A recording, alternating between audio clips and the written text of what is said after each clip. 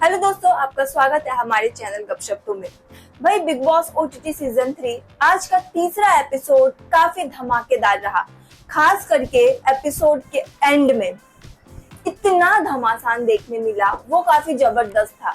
दरअसल ये सब चीज जो हुआ है, मतलब कंटेस्टेंट के जो रियल पर्सनैलिटी खुल के सामने आए हैं, वो सब सिर्फ और सिर्फ नॉमिनेशन टास्क की वजह से हुआ है। नॉमिनेशन हुआ, उसके बाद सब कंटेस्टेंट के अंदर की जो है ना, वो बाहर आ गई भड़ास। खास करके दीपक चौरसिया नॉमिनेशन में आए।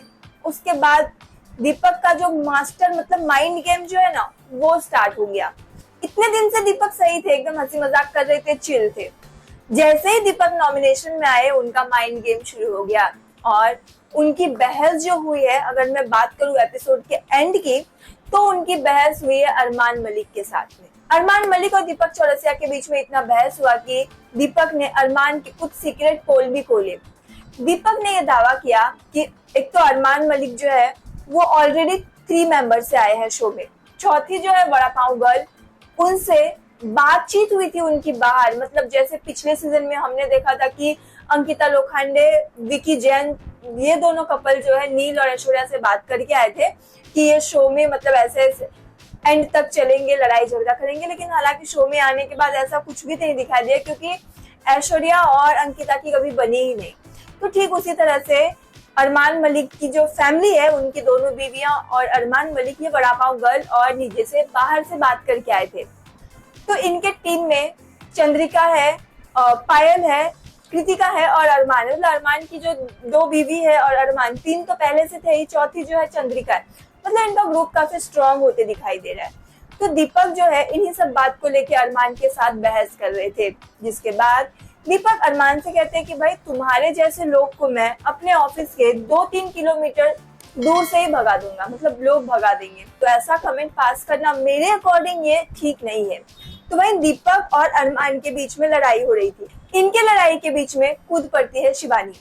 हालांकि शिवानी का इस तरह से 2 जन अगर झगड़ा कर रहे बीच में कूदना ठीक है, बिग बॉस का घर है, यहाँ हर कोई भाई बीच में कूदता है।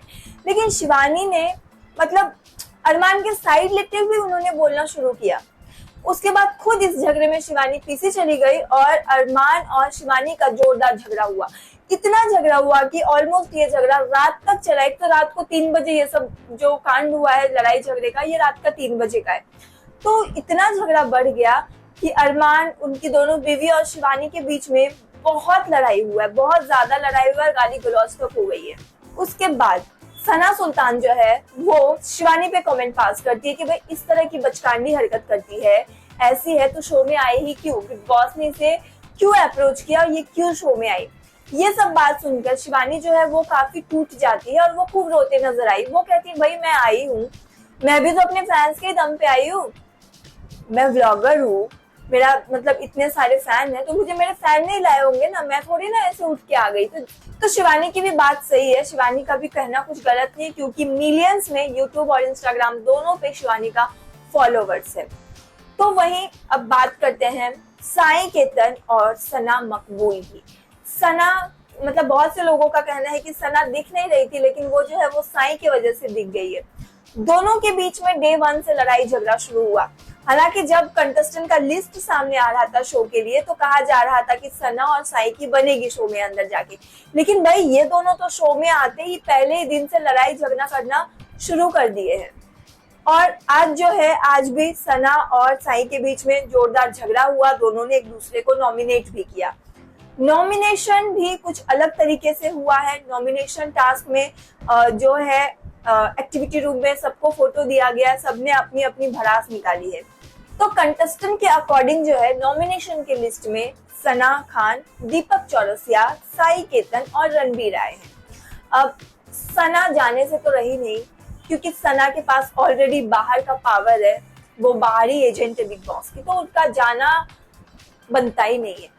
दीपक चौरसिया, उनसे भी बड़े बड़े मतलब कंटेस्टेंट है, तो अगर इन सब में से जाना होगा तो दीपक का ही जाना होता है। लेकिन ऐसा अभी बिग बॉस नहीं करेंगे, क्योंकि दीपक को इतना जल्दी शो से नहीं निकालने वाले। तो बचे साई केतन की भी काफी अच्छी खासी तगड़ी फैन फॉलोइंग है। रणवीर को भी इतनी जल्दी शो से निकालने वाले हैं नहीं। तो बिग बॉस कहते हैं कि आप सब लोगों में से एक बाहर वाला मौजूद है, तो मैं आप लोगों का क्यों सुनूं, मैं बाहर वालों को ही सुनूंगा ना। तो इस हिसाब से सना खान ने जो नॉमिनेट किया था जिस सदस्य को, वो सदस्य शिवानी और नीरज। तो बिग बॉस के अकॉर्डिंग मतलब नॉमिनेशन की लिस्ट में शिवानी और नीरज भी शामिल है। तो अगर नॉमिनेशन होता है तो शिवानी और नीरज का हो सकता है। शिवानी भी मुझे नहीं लगता है कि इतनी जल्दी शो से जाएगी, क्योंकि शिवानी जो है एक ऐसी कंटेस्टेंट है, मतलब मेरे अकॉर्डिंग मुझे ऐसा लग रहा है कि इस 15-16 लोगों के कंटेस्टेंट में शिवानी ही है जो कॉमेडी करती है। जैसे हम पिछले सीजन में ले लीजिए मनीषा रानी थी, उसके पिछले सीजन में अर्चना गौतम, मतलब हर एक सीजन में ऐसा कोई ना कोई बंदा रहता है जो कॉमेडी करता है, एंटरटेन करता है। तो मेरे अकॉर्डिंग अगर मैं अपनी पर्सनली राय दूं तो मेरे अकॉर्डिंग शिवानी जो है एंटरटेनमेंट में कोई कमी नहीं छोड़ती है, वो सबको हंसाती है चाहे कैसे भी हो। तो शिवानी आज की एपिसोड में ले लीजिए, शिवानी ने सबका मिमिक्री किया, खास करके दीपक का तो उन्होंने सेम किया, कैसे वो बात करते हैं, उनका बात करने का टोन। तो वहीं सना खान का बार बार यूं पलक झपकाने का, मतलब सबका उन्होंने किया। तो शिवानी किसी ना किसी तरीके से सबको मतलब एंटरटेन करती रहती है। तो मुझे नहीं लगता है कि शिवानी जाने वाली है। अब नीरज के भी फैन फॉलोइंग तो है, अब मैं कह नहीं सकती भाई ये पब्लिक के ऊपर है, पब्लिक जिसे निकाले। बिग बॉस भी अपना गेम खेल सकते, हो सकता है कि इस हफ्ते नॉमिनेशन ही ना हो। तो ये तो बाद की बात है, बाद में इस बात पे मतलब पता चल ही जाएगा कि क्या होता है। तो बिग बॉस के घर में जो है टीम बनते नजर आ गया, हमें टीम बन गया है, जैसे कि विशाल और लवकेश का टीम बन गया है। तो वही मतलब पायल की जो फैमिली मेंबर है वो और वड़ा पाव वाली का है। सना मकबूल जो है वो मतलब उनकी अभी तक तो बॉन्डिंग मैंने शिवानी के साथ ज्यादातर देखी है, तो उनके साथ है। हाँ, मुनीषा ज्यादा कुछ मतलब मुझे पर्सनली मुझे उतना दिखाई नहीं देती है, लेकिन ठीक है, वो भी अपना जो टैलेंट है वो अपने मतलब पूरा 100% देने की कोशिश कर रही है।